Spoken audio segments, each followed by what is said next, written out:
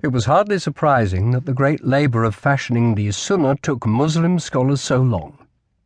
Such was the compendious quantity of sayings attributed to the Prophet that only in the 11th Christian century, some 400 years after his death, could jurists plausibly claim to have bagged the lot.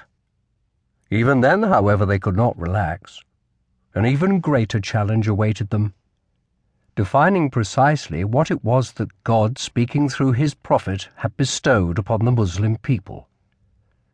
Naturally, fathoming the purposes of an omnipotent and omniscient deity was no simple matter. As one 9th century scholar, in a tone of awed defeatism, had put it, "Imagination does not reach him, and thinking does not comprehend him." In the event, it would take 600 long years of bitter and occasionally murderous argument before scholars of the Sunnah could finally be brought to agree on the nature of the Quran, that it was eternal, not created, and divine, not a reflection of God. There were certain problems altogether too critical, too sensitive, too awkward to be rushed. Muslim theologians were not the first to wrestle with the implications of this. Long before the words of God manifested themselves in the mouth of Muhammad, Christians too had struggled to explain how a deity who transcended time and space might conceivably have descended from heaven to earth.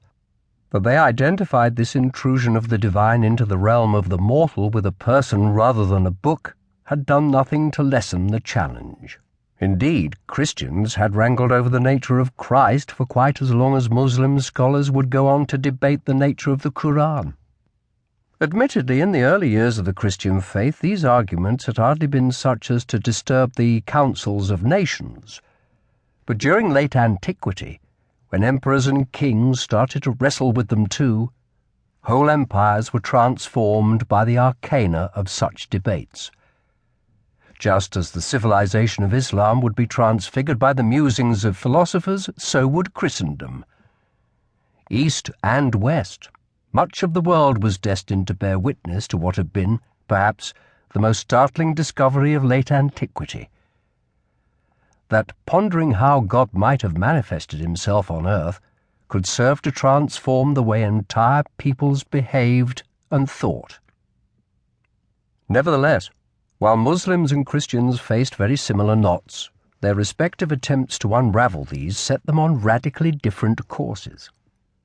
Clearly, if God were to be identified with words in a book, then those words were bound to defy all attempts at rational analysis. Even to contemplate such a project was blasphemy. Devout Muslims were no more likely to question the origins of the Quran than devout Christians were to start ransacking Jerusalem for the skeleton of a man with holes in his hands and feet. This was because the nearest Christian analogy to the role played in Islam by the Prophet's revelations was not the Bible, but Jesus, the Son of God. The record of Christ's life, for all that it lay at the heart of the Christian faith, was not considered divine, unlike Christ himself. Although Christians certainly believed it to be the Word of God, they also knew that it had been mediated through eminently fallible mortals. Not only were there 4 different accounts of Christ's life in the Bible, but it contained as well a whole host of other books, written over a vast expanse of time, and positively demanding to be sifted, compared, and weighed the one against the other. As a result, the contextualizing of ancient texts came to be second nature to scholars of the Bible, and the skills required to attempt it hardwired into the Christian brain. And in due course, into brains that were barely Christian at all. By the 18th century, the Church had long ceased to hold the monopoly on subjecting its holy texts to scholarly inquiry. The model of history promoted by Eusebius, which traced in the past the working of the purposes of God, had started to devour itself. In his massive account